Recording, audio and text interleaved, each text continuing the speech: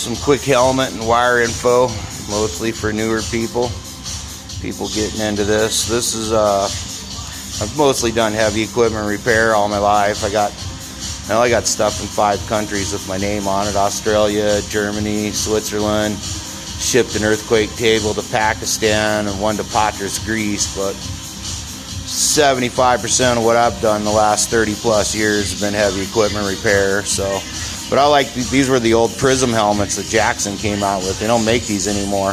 I liked them because of this here. It covered your ear. I actually got like 50-60% hearing loss in one ear from the railroad back in the 80s, being up underneath the car. And you get your head, you know, a lot of times you're never just in there looking down on something. You'll have your head in there twisted and trying to look up into a corner or something. And if your ear's open, you're just screwed, man. So, and yeah, I got like 3 of these. I've taken real good care of them through the years because I like the way they cover my ear like that.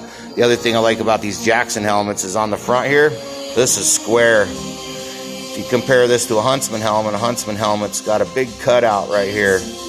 Big half circle right here. Well, when I put my helmet down on this Jackson helmet, this hits my chest, my leathers, so it keeps the smoke from rolling up my chest into my helmet. That Huntsman, the way they are with that knockout right there, even when your helmet's down all the way, any smoke that hits your leathers or the front of you ends up rolling up into your helmet. So now you're choking and coughing and hacking and eyes are watering, can't goddamn see or nothing. So, but basics though, that's just why I like these the Jackson ones anyhow. They got good headgear. You can buy new headgear. That's why I got these 3 old ones still. Every time, you know, if I lose the headgear, it goes south or something. New headgear is like $18 for them or something like that. So, but that's why I like my helmets. When you're buying your helmets, try to get something that covers your ear as much as possible. I got a Speed Glass that I paid like, I think $420 for. That thing was clear back here. It didn't even cover the front of your ear, and that just didn't work for doing repair. That might be nice in the shop, those auto helmets, but I'd get up underneath a train car or a tractor trailer, and if you know, there's a little sensor here, little light sensor, and that's what makes those auto helmets come on. Well, if you cover one of those, get tucked up behind an I-beam or something, maybe in there air arcing with, you know, 400 amps, and all of a sudden your damn helmet would turn off and take you back to a number 5 shade. So that's why I like these big windows too. A lot of the older Huntsmans, you know, when I was first getting into it, had the skinnier window here. Well, you get up underneath them train cars and tractor trailers and your head all cocked and turned. There's thousands of times that I wouldn't have been able to see what I was doing if it wasn't for this extra window. I couldn't turn my helmet anymore, but I could roll my eyes over here and, you know, just be able to see out the glass to what I was doing type situation. So that's why I like the bigger windows. That's why I like the ones that cover your ears. That ain't no fun. I got 50-60% hearing loss on one side from that. And that just, when something goes in your ear that far, it triggers your gag reflexes. So you start gasping for air. Well, then you really freak out because in your mind you're going, how in the hell does something go in my ear and make me choke for air? So it's real creepy. But ever since then, I could tell you a few stories. There's been a couple people that have commented on that on the YouTube videos. Music's a little loud. Sorry, man. A, I'm kind of known for it. B, I'm half deaf, so it's usually a little louder than it should be. But anyhow, that's Weldin basics, man. You want something that's going to seal up on your leathers. I don't like that open area on the Huntsmans. And then on your Weldin wire, there's a big difference between brands of welding wire. This is some Radnor I got talked into. I got talked into buying 4 rolls of this. They said Lincoln made it, and I thought, man, that's probably all right then. It sucks bad. When I was up there in Michigan, I took a day off and went and seen a kid that I taught to weld 15-20 years ago. He's over in Chicago. Kid's doing really good. Got him a custom house and was pulling $90,000, $100,000 a year. He just went out on his own about a month or 2 ago.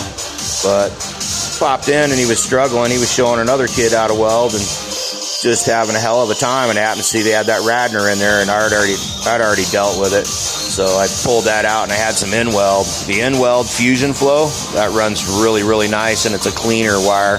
The Lincoln 211 MP wire runs really nice too, but it's really dirty. So, but be careful what they talk you into buying. Find a good, it's just night and day. I mean, I tried to run this stuff too on his machine up there, and it just, I tried to adjust it and I just couldn't make it work. But I threw in that roll of in-weld and it just, my buddy was like, damn it, man, I knew something was wrong. That's how it's supposed to be, he says.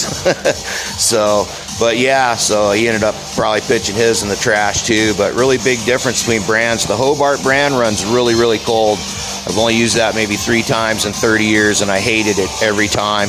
It doesn't matter how hot you dial your machine up. It's just a cold, cold running wire. So you end up being real convex, not very wide. It's just kind of, I hated it, all 3 rolls. The Weld works really good though, and the Lincoln works really good. And when you run this gasless wire, it's really dirty. So we always use these, I don't know, we always call them tampons. It's just a felt plug basically. You'd have your wire in there, and you'd slip this over the wire before it goes into your lead up here in your liner.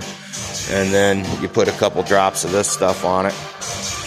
That soaks into the felt pad there, and it cleans all that grit. The Lincoln wire is really bad. You do that and put a little lube on there and check this an hour later after you've been running it for an hour, it'll just be pitch black in there, greasy, grimy. So, and if you don't do that, then that's what plugs your liners up. That's how come your welding liners that your wire goes through ends up plugging up, because eventually you get too much dirt and shit in there and it plugs them up. So if you run the little tampon, hopefully that doesn't offend anybody. That's what we've always called them. I'm not sure what else to call it, but if you don't run that, it'll plug your stuff up real fast. So just a little bit of input on wire, gasless wires, help keep it clean. Jackson helmet, and I got a buddy that actually just gave me this. This is a Weld Pack 100. He did body work, and something happened. I looked into it a little bit. I think the transformer shorted out. So, but if anybody's interested in it for parts, it's got a good lead and everything's here. It's just got a short. You pull the trigger and it goes, it takes about 2 seconds, kicks the breaker. So if anybody's, nearby, or it's free, I hate throwing something like that away. I know somebody could, if anybody else has a Weld Pack 100 and they want it for parts, just leave a comment or something. We'll get hooked up. So anyhow, just helmet and wire basics. Everybody be safe.